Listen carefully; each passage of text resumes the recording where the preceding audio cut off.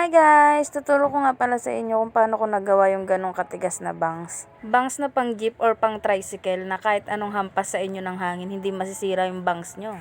Bangs na mas matigas pa sa alambre or bakal. Ito na rin pala yung mga ganap ko ngayong araw pagtapos ko paliguan ang pinakamamahal kong si Chowky. Enjoy watching!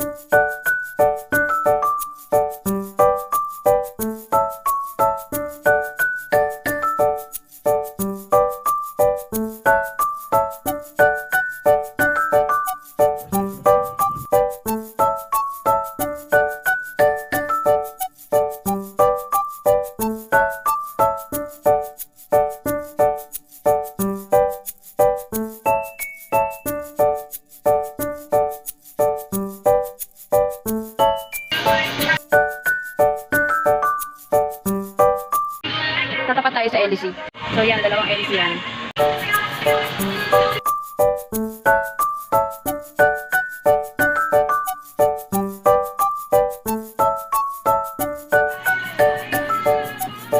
Ayan, pagtapos ko magpatigas ng bangs, bumaba na ako kay nanay dahil kukulayan ko naman yung buhok niya.